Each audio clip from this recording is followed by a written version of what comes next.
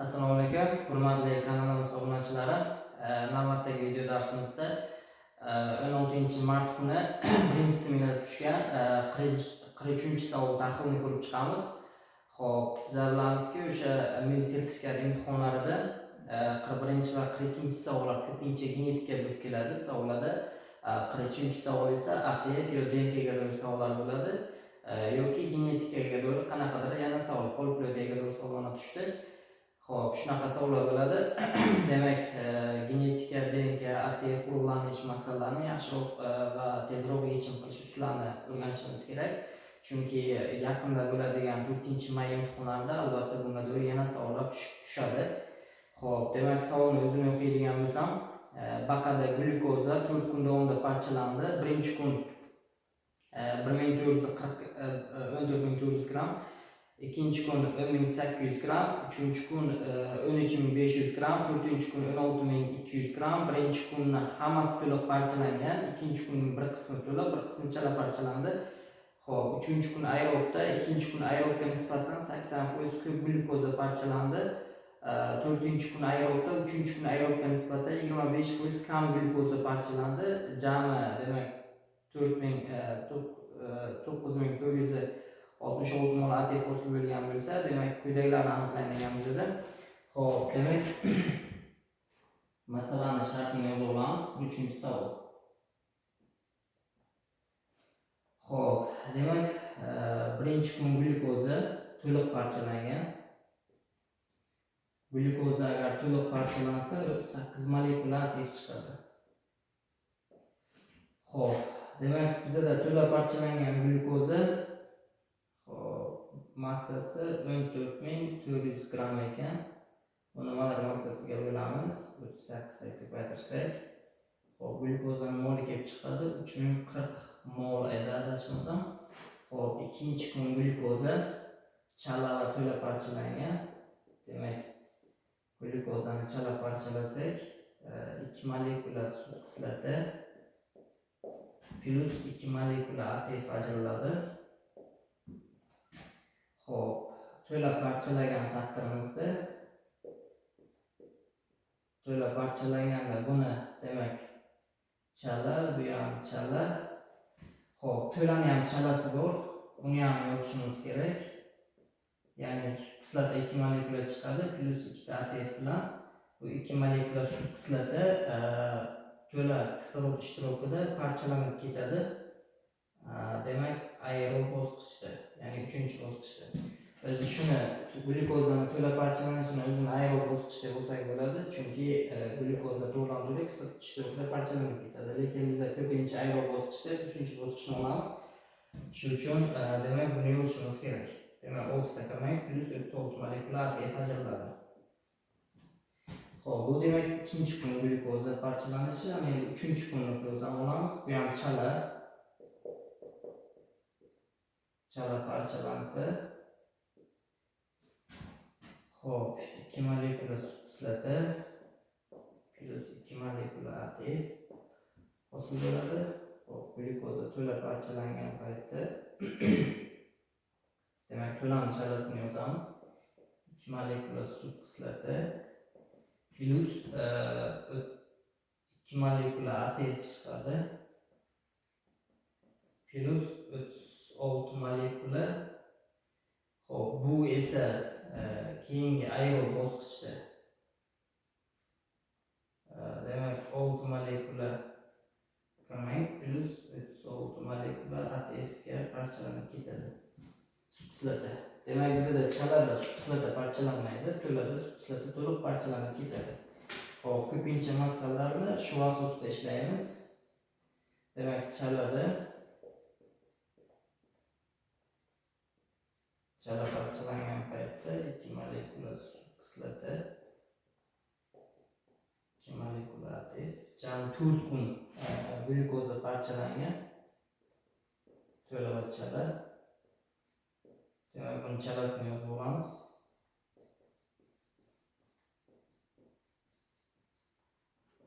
Molekula ATF plus demak, buni o'zi yana kislorod ishtirokida aerob parchalanib ketadi. 6 molekula kamay plus. Xo'p, molekula ATFga. Xo'p, mana yozib oldik. Ana endi har birini demak aniqlab olamiz. Necha moldan bo'lgan? Demak, ikkinchi kun glyukozani molini topib olamiz. Xo'p, ikkinchi kun 10800 gram glyukoza parchalangan. Buni 180 ga bo'lsak 60 mol bo'ladi. Demak, jami 60 mol glyukoza parchalangan ekan. Ikkinchi kunda. Ana endi uchinchi kunni topishimiz kerak. Xo'p, uchinchi kunda bizda 13500 gram glyukoza parchalangan. Buni 180 ga bo'lamiz. 75 bo'ladi. Manimcha, demak, bu 75 molekula glyukoza to'la parchalangan uchinchi kun. To'rtinchi kunni aniqlab olamiz. To'rtinchi kunda hop 16200 gram glyukoza parchalangan. Buni 180 ga bo'lsak 90 bo'ladi. Demak, uchinchi kun, to'rtinchi kun 90 mol glyukoza parchalangan ekan. Hop, ana endi shartni davomidan kelib chiqib, masalani ishlaymiz. Demak, jami bizda jami demak hosil bo'lgan glyukoza, ya'ni hosil bo'lgan ATF bizda 9466 mol. Jami hosil bo'lgan ATF. Xo'p, mana shu yerda chiqqan jami ATFlar bizda 9466 chiqishi kerak. Ana endi bizda nima deyilyapti? 3-kun aerobda 2-kun aerobga nisbatan 80% ko'p glyukoza parchalandi. Demak, 3-kun 2-kunga nisbatan 80% ko'p glyukoza parchalangan aerob bosqichi deyilyapti. Aerob bosqichi bu to'la parchalanishda bor glyukoza. Bunda ham to'la parchalanishda bor. Chala parchalanishini aerobi yo'q yoki buni ham chala parchalanishini aerobi yo'q. Shuning uchun demak to'la parchalangan glyukoza deb ketamiz bu yerda. Chunki to'la parchalangan glyukozani aerobi bor. Demak, shunday qo'yiladi, biz topishimiz kerak. Ana endi demak, ikkinchi bosqichda to'la parchalangan glyukozani 100% desak, demak bu 80% ga ko'p uchinchi bosqich. Uchinchi bosqich 80% ga ko'p bo'lsa, 100 ning ustiga 80 ni qo'shamiz, 180% bo'ladi. Demak, glyukoza. Xo'p, buni x deymiz. Bilmaymiz chunki qancha ekanligini. X'imiz 100% deb 180% ni topamiz. Proporsiya qilib 1.8x bo'ladi bu. Demak, 1.8x ekan. Demak, bu yerda glyukoza. Ana endi bizda yana aytiladigan narsa, bu yerda 4-kun aerobda 3-kun aerobga nisbatan 25% kam glyukoza parchalandi. Ana endi bu bunga nisbatan olindi. Endi biz buni 100% deb olishimiz kerak. Hop, endi buni 100% deb olishimiz kerak. 25% kam bo'lsa, bu 75% bo'ladi. Demak, 100 dan 25 ni ayiramiz, 75% bo'ladi.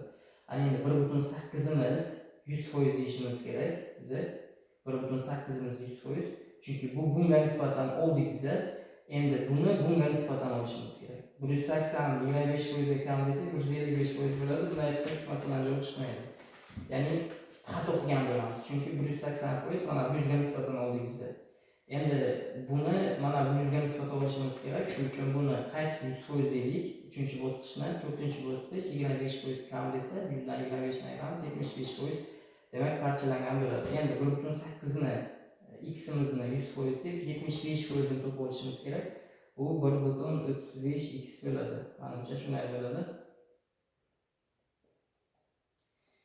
Xo'p, demak, topib oldik. Ana endi glyukozalarni topib olamiz. Chala parchalangan glyukoza 60 minus x bo'ladi.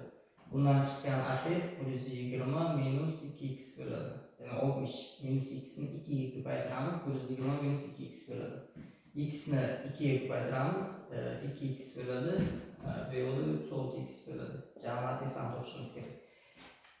Xo'p, xuddi shunday buni ham topib olamiz. Demak, 75 dan 1.8 ni ayiramiz, 75 minus 1.8x bo'ladi. Ana endi 75 ni 2 ga ko'paytiramiz, bu 150 bo'ladi, minus 3.6x bo'ladi.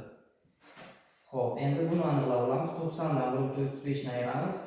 90 minus 1.35 x qoladi. Bu chala parchalangan glyukoza. Buni ko'paytiramiz 2 ga. Xo'p, 180 minus 2.7x bo'ladi. Xo'p, buni topib olamiz. 1.35x ni 2 ga ko'paytiramiz. Bu 2.7 bo'ladi demak. Xo'p, bunga 36 ga ko'paytiramiz. Bu 135 ni Hop, 48,6 bo'ladi. Menimcha 48,6x bo'ladi. Hop, ana endi 1,8x ni hop ko'paytiramiz 36 ga. Bu menimcha 64,8 bo'ladi. 64,8x bo'ladi. Demak, hamma aktivlarni to'pladik. Mana bu yerdagi aktiv bo'lib ketibdi. Demak, 3,6x bo'ladi bu. Ana endi e'tibor beradigan bo'lsak, mana bu yerda hamma aktivlarni jamisini qo'shib chiqishim kerakman. Mana bu plus 2,7, mana minus 2,7. Bu ikkalasi qisqaradi qo'shilgan paytda. Bu ham xuddi shunday. Plus 3,6x, minus 3,6x qo'shilgan paytda bu ikkalasi yana qisqarib ketadi. Hop, minus 2x, plus 2x. Bu ham qo'shilgan paytda qisqarib ketadi. Mana shunday qisqartirib tezroq ishlasak bo'ladi. Endi jami berganimizda aktivlarni qo'shib chiqamiz. Birinchi bosqichdan 3040 mol aktiv hosil bo'ladi. Ikkinchi bosqichdan 120 plus 36x bo'ladi. 120 plus 36x. Ikkinchi kun. Hop, uchinchi kun 150 plus 64,8x. Plus 64,8x. Plus hop, uchinchi kunni yozdik. Ana endi to'rtinchi kunni yozadigan bo'lsak 180 plus 48,6 bo'ladi. 180 plus 48,6x bo'ladi. Barobar jami chiqqan aktiv bizda 9466 bo'lishi kerak. Shunda x ni topamiz.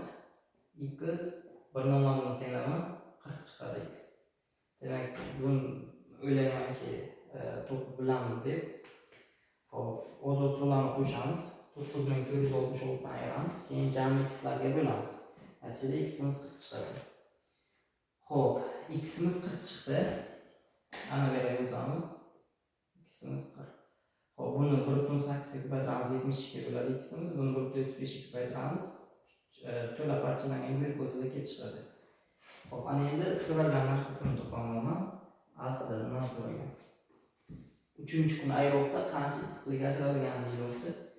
Demak, 3-kun aerobda 1,8 ga 40 ni ko'paytiraman. Aerob faqat 3-aerob faqat glyukozani to'la parchalanishidan chiqadi. Shuning uchun 1,8 ni 40 ko'paytirsam 72 mol bo'ladi. 72 mol glyukoza to'la parchalangan. Buni aerobni topishim uchun men buni 160 ga ko'paytirishim kerak.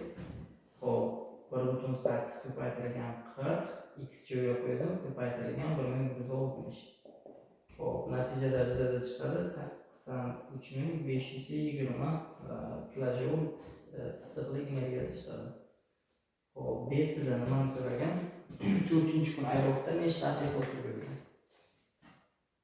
Demak, 4-kun aerobda jami nechta 4-kun aerobda nechta aktiv hosil bo'lgan deyiladi.